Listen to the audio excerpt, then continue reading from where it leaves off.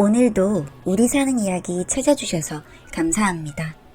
사연자분이 보내주신 이야기 시작해볼게요. 안녕하세요. 저는 이제 돌을 지난 아이를 키우고 있는 새댁입니다.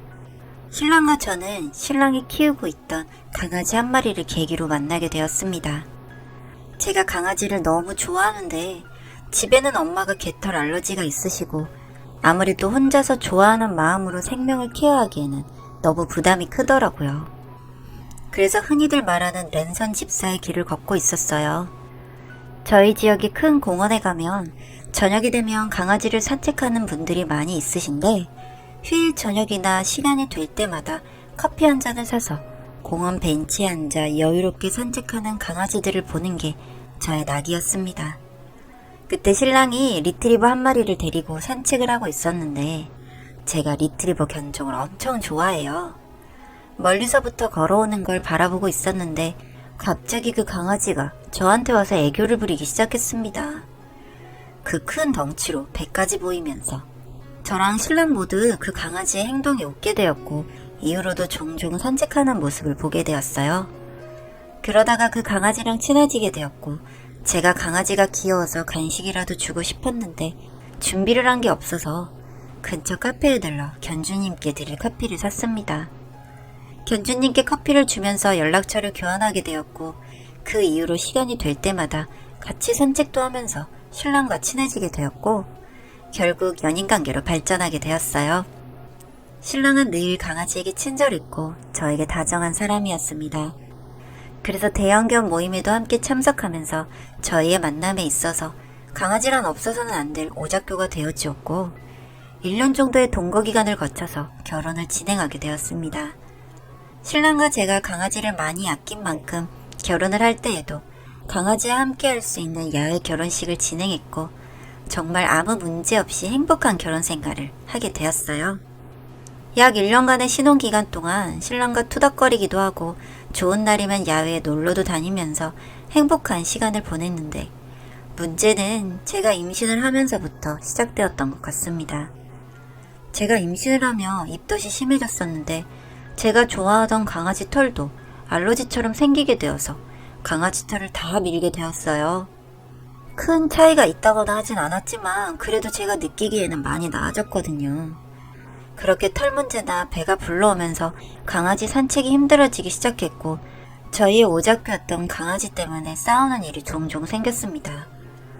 남편은 저의 임신보다는 강아지만을 생각하는 모습을 종종 보였는데 그게 참 속상했습니다.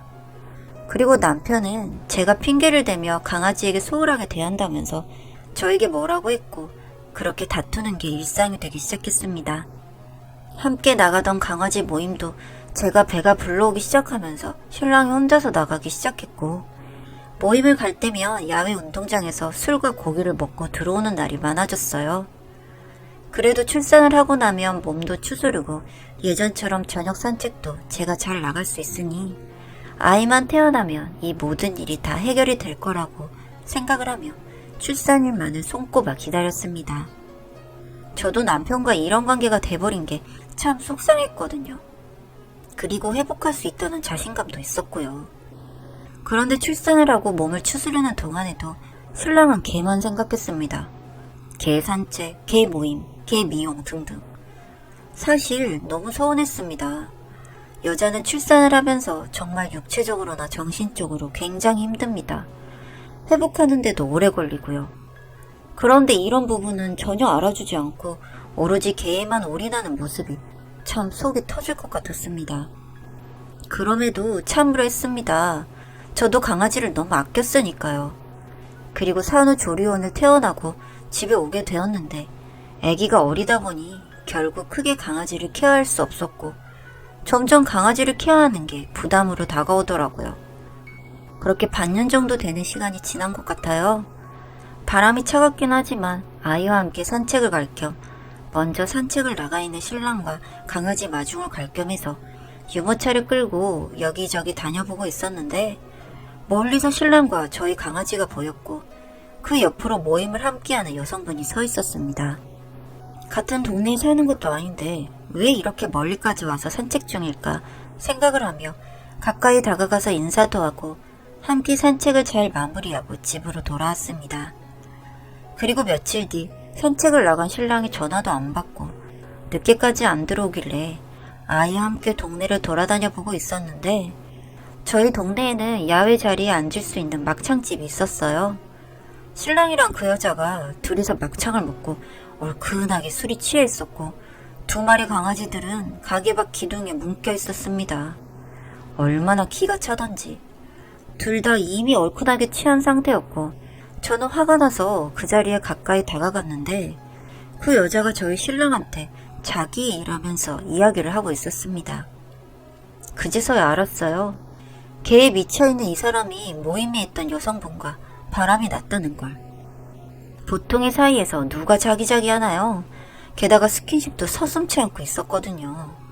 세상에, 동네 식당에서 이게 무슨 짓인지 저는 너무 화가 났습니다. 그래서 유모차를 옆에 세워두고 신랑을 일으켜서 싸대기를 때렸습니다.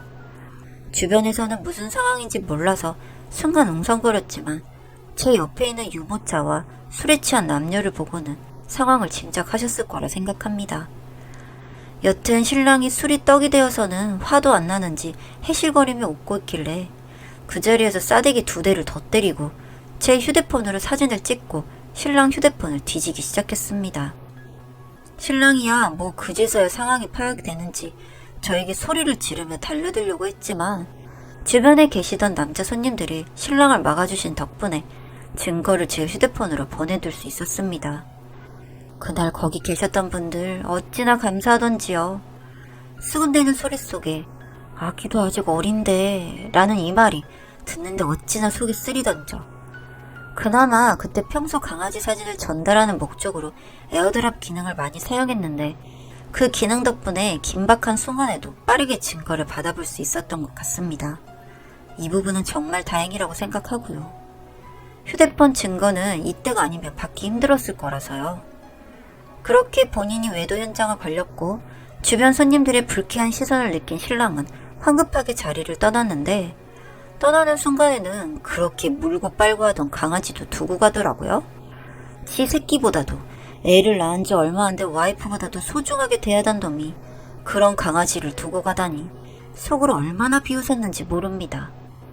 그렇게 신랑이 자리를 떠나자 엎어져 자고 있던 멍청한 상간녀와 둘이 남게 되었고 아이가 있는 것도 잊은 채 자리에 앉아서 한참 울었습니다. 사장님께서 장사하시는데 방해가 될 만도 한데 다행히 저에게 휴지와 시원한 냉수를 챙겨주셨고 손님들은 최대한 저를 신경 쓰지 않으려 배려해 주셨던 것 같아요. 그렇게 울다가 집으로 가면 신랑이 있을 거란 생각에 온몸이 소름 돋으며 우선 친정에 이야기를 하면 너무 속상해 하실 것 같아서 시댁에 전화를 했습니다.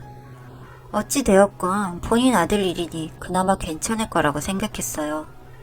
저는 시어머니께 전화를 해서 남편의 외도 현장을 보았고 신랑이 지금 집에 있어서 못 들어가겠으니 신랑을 데려가 달라고 했습니다. 그랬더니 시댁에서 본인 집에 본인이 있는 걸 어떻게 나가라고 하냐면서 저보고 이해하라는 식으로 다독이더라고요. 뭐 와이프가 임신을 하게 되면 부부관계가 소원해지고 그러다 보면 남자들은 호기심이 많아서 다른 사람이 눈에 들어온다고. 이제 아이도 낳았으니 정신 차리고 다시 제 곁에 돌아올 거라고요. 대답도 안 하고 전화를 끊었어요. 뭐 짐승 새끼도 아니고 이게 말입니까? 본인 아들을 사람으로 키우신 게 아니라 짐승 새끼로 키우셨던 걸까요, 시부모님들은? 전 그 소리를 듣자마자 더 망설일 것 없이 본가에 전화를 했습니다. 집으로 전화를 했는데 엄마가 주무시고 계셔서 아빠에게 말을 했고 늦은 시간이었지만 한 걸음에 저를 데리러 와주셨어요. 바로 집으로 가고 싶은 제 마음과는 달리 아빠는 곧장 제 신혼집으로 가셨고 저 없이 혼자서 집에 들어가셨습니다. 세상 모르고 술에 취해 자고 있는 신랑을 깨우고 집에 있던 나무 주걱을 들고 신랑을 때리는 소리가 들렸습니다. 집에서는 장인어른 잘못했습니다 하는 소리가 온 아파트를 뒤흔들었고 개도 지 새끼가 있으면 잠도 안 자고 지키는데 개보다도 못한 새끼라며 신랑을 많이 때린 것 같았습니다. 그리고 곧 집이 무너지는 소리가 들렸는데 나중에 들으니 아빠가 화를 참지 못하시고는 골프채로 신랑 물건이 들어있는 장롱을 부쉈다고 하시더라고요. 저는 밖에 있어서 소리만 들을 뿐이었고 그마저도 아이가 놀랄까봐 중간에 밑에 내려갔습니다. 나중에 그 말씀을 하시는 걸 듣는데 어찌나 속이 시원하던죠. 집으로 돌아가는 차 안에서 아빠는 시댁에 전화를 거셨고 저희 이혼 이야기를 아빠가 시댁에 통보했습니다. 개만 또 못한 아들 내일부로 집에서 짐 빼라고요. 저희 집은 저희 아빠 명의예요.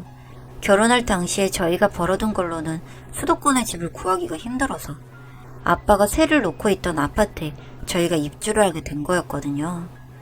그 당시에는 둘이 잘만 살면 된다는 생각에 아깝다 생각 없이 그렇게 주셨고 감사히 받았었는데 그래서 명의도 여전히 아빠 걸로 되어 있었던 게 정말 다행이라는 생각을 했습니다. 명의를 저나 남편에게 주시려고 했었거든요.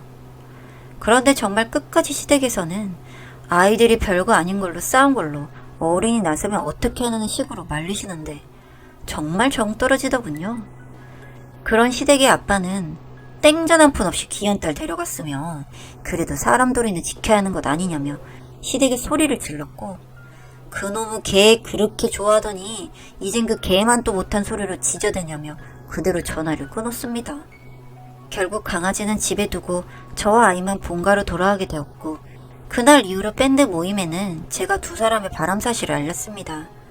다들 놀라는 눈치기도 하고 제 소식을 들은 다른 유부녀 멤버들도 그 밴드에서 남편을 모두 탈퇴시켰습니다. 이게 참 남자 여자가 주기적으로 만남을 갖게 하면 안 되겠더라고요. 그리고 두 사람은 창피한 걸 알았는지 말도 없이 모임을 탈퇴했더군요. 하긴 바람핀년 놈들이 무슨 할 말이 있겠어요. 그리고 신랑에게는 잘못했다며 용서를 비는 전화와 문자가 계속 오고 있습니다. 참 빤빤하죠. 세상에 임신해서 제가 힘들 때 개 핑계를 대며 절 서운하게 하고 그 개도 모자라서 이젠 다른 여자와 개똥 같은 짓까지 한 놈이 참 낯짝도 두껍다 했습니다. 그 개똥 같은 인간에게는 이달 말까지 짐을 빼고 합의 이혼을 해주지 않으면 위자료의 양육비 그리고 상간녀 소송까지 진행하겠다고 말을 해두고 차단해줬습니다. 이렇게 저는 싱글맘이 되겠지만 그래도 후회는 없습니다. 개만 보고 살다 보니 인성도 개만도 못하게 변해버린 사람과 그런 인간을 옹호하는 시댁 식구들과 무슨 미래를 꿈꾸겠어요? 그저 아이 키우면서 저는 열심히 살아가려고 합니다. 제 아이를 키우다 보니 힘들기는 합니다만 아이를 낳은 것은 후회하지 않습니다. 부디 이 아이에게 좋은 엄마가 될 수 있길 그것만 바랄 뿐이에요. 이런 저에게 응원 부탁드릴게요.